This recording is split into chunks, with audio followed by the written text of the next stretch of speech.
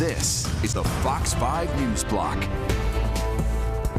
Good afternoon, everyone. I'm Nick Gregory. You can see a rather gloomy day that's out there, and we've had some pretty good rains that we needed across the area, but that rain is going to continue in the form of showers as we go on into the afternoon, so that'll be something to think about as we go through the upcoming forecast here. Again, we'll be talking about some more of the areas of rain that'll be coming up in the forecast as well. As we go ahead and take a look at our graphics here in just a second, we're going to talk about some potential for showers coming our way as well, as I've been mentioning in the forecast. Again, the potential is going to be for maybe another half an inch to about an inch of rain that'll be coming into the forecast as we get on in through this afternoon. So far, again, as our rainfall totals are going to show you here, we've had pretty much about 3/4 to almost an inch of rain across the area as we've gone through our forecast here. There we go. I knew it would pop up here at some point. Yep, 0.90 now in the city, and about 3/4 of an inch as you get up in towards the Hudson Valley. About an inch on parts of Long Island. So again, it's not a drought buster, but it'll put a little dent into the drought. That's kind of the good news of what we want to see. But there's, again, more showers coming. And look at this. The snow is still flying across the high elevations there, the Poconos up into Sullivan County, and that's going to continue to be a problem there. If you've got travel plans in that direction, the potential is there for about 4 to 8 inches of snow. Again, particularly, again, about 1,000 feet above and in elevation. And again, you can see showery weather continues all through the northeast here. It's been a cool afternoon. We're in the 40s now, upper 40s extending right on down across the city. Wind has been a little gusty. It's not quite as bad as I thought earlier. See how the little swirl is going on here? That's where a new developing storm is going to form, and that will keep those winds pretty strong and gusty. And you can see on the big picture, the old storm kind of falling apart here across the Ohio Valley, and the new storm that'll be taking place off to the south. So Futurecast is going to show periods of rain will continue tonight. Again, maybe adding about another half an inch to an inch in some spots, so we'll take that for sure. That snow continues, Scranton up in Monticello, and again, some of that higher elevation terrain will pick up a significant amount of snow as we get down towards the city and the coastal areas, though it's really just rain. Although, you know, you get west of town, don't be surprised if some wet snowflakes kind of mix in with the rain there. Temperatures tomorrow go nowhere, upper 30s to the middle 40s. And finally, we'll have some improvement drying out as we go into the weekend. It is going to stay rather windy, though, in the forecast. Again, on the big picture here, you're going to see the areas of rain continuing. And this is another look at the Futurecast. I want to show you again the potential for that area of some rain and snow to continue, mostly snow again in the higher terrain as you get into parts of Pennsylvania and again, even in the Hudson Valley. Rainfall totals could end up anywhere, again, about another half an inch to about an inch. And look at this computer model still grinding out maybe up to about 4 to 8 inches of snow across those Pocono areas. In northwest Jersey, you might get an inch to about 2 inches or so. Again, really the higher terrain there in Sussex County, extending up to portions of Orange County and a little bit more off to the north and west. Winter storm warnings do continue there. So it's a rather awesome stormy November day with rain, snow in the forecast. All right, Nick, thank you so much.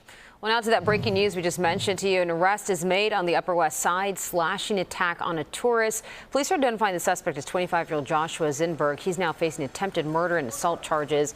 Police say the attack took place yesterday morning on West 86th Street. According to authorities, the victim was just walking with friends when he was attacked. This apparent random incident takes place days after a homeless man with mental issues allegedly went on a stabbing spree, killing 3 people. Meanwhile, some more breaking news. Matt Gaetz withdraws his name as President-elect Trump's pick for Attorney General. This comes following scrutiny over a federal sex trafficking investigation. Gaetz said in his statement that his confirmation was becoming a distraction to the critical work by the Trump-Vance transition team. He made this decision after meeting with senators in an effort to win their support for his confirmation to lead the Justice Department. Prior allegations of sexual misconduct by Gaetz was being investigated by Congress and the Justice Department. He has denied the allegations and has never been charged. Meanwhile, new details about an alleged sexual assault by the man President-elect Trump has picked to be the next defense secretary. Former Fox News personality Pete Hegseth is accused of an assault back in 2017. In a report detailing the alleged encounter, the victim claims Hegseth took her phone, blocked the door to a California hotel room, and refused to let her leave. Hegseth says that this encounter was consensual. There was a full investigation, and police opted not to press charges. However, Hegseth did pay that woman a confidential settlement in 2023. Trump's transition team says they are comfortable with the conclusions made by law enforcement. And breaking right now, actor Jussie Smollett gets his conviction thrown out by the Illinois Supreme Court on a technicality. The court found the former Empire actor had his rights violated by a special prosecutor's decision to try him after initial charges against him were previously dropped.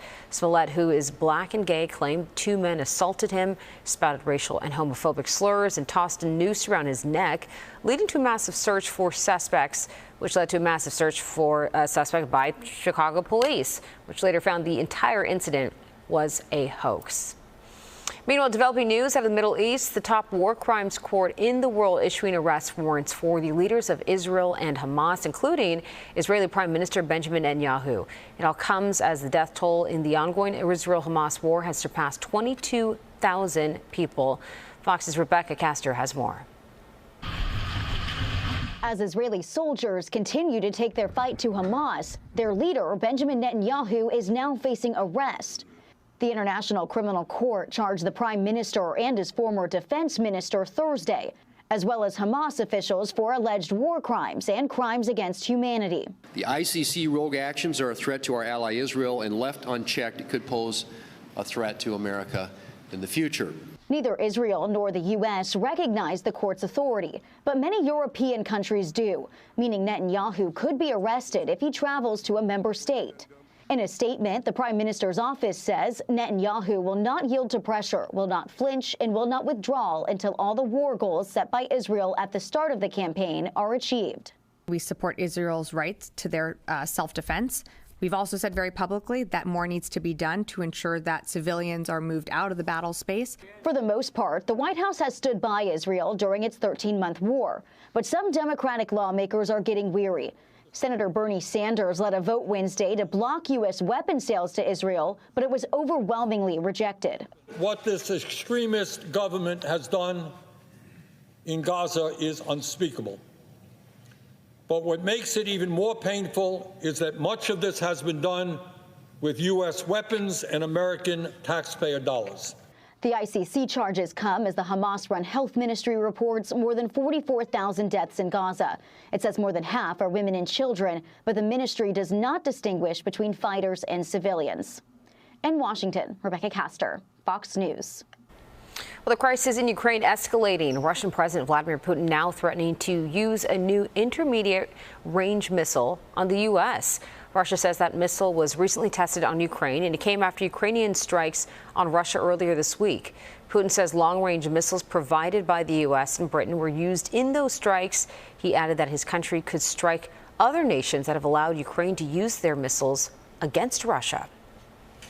Meanwhile, ahead of Thanksgiving, 1 week from today, federal officials addressing concerns to improve air travel this holiday season. Transportation Secretary Pete Buttigieg appeared with TSA and FAA administrators at Washington Reagan National Airport. The officials discussed how the Biden-Harris administration has made historic investments in aviation infrastructure to make sure that U.S. is the safest airspace in the world. And if you have been through an airport lately, you've also noticed some construction underway. Thanks to President Biden's infrastructure package, we are modernizing airports with the first ever federal funding program for front-of-house projects alongside the more traditional investments in things like radars and control towers and taxiways. Billions of dollars have been awarded to help airports add more check-in counters, build faster security checkpoints, improve baggage claim, make it easier to find your gate. Well, AAA predicts 79.9 million travelers will travel 50 miles or more this Thanksgiving. That projection is 1.7 million more travelers than last year. And while inflation has gone down lately, it's not always translating to lower prices for consumers. Take menu prices at restaurants. For example, once they do go up, they don't normally come back down. But as Fox 5's Jody Goldberg shows us, there are at least 2 restaurants on Long Island trying to go against this trend. While the rate of inflation has come down considerably over the past few years, menu prices at most restaurants have not. Restaurants now are about 15% higher than prices before the pandemic. And last year alone, they went up 7%. But Tony's Tacos is among the restaurants on Long Island trending in the opposite direction. Owner Mike Scotto says he found the recipe for success. We're keeping our price down. Down by discounting everything on the menu by 20% at all of his locations. And since then, Moscato says he's seen a boost in business. Chicken Milanese on the left. The profit dollar amount did not change. It's the profit margin that changed. And the customer, instead of coming once a week, now they're coming 3 times a week. Just to give you an idea, these taco lunch trays used to be $14 and now they're $10.50. Still, you get everything on it. I've had it before. Let's see. Tastes the same. Fantastic. It's the same quality. It's the same quantity. We're just hoping to do more volume. How is it doable? Scotto says he's cutting things like custom napkins and advertising. Just cut what it doesn't matter. Folks, how we doing today? Lucharitos, another restaurant with locations across Long Island, is working with their purveyors to offer 15 to 25% discounts. We set the pricing on what we wanted to price out for our customers, and we told them they need to get there.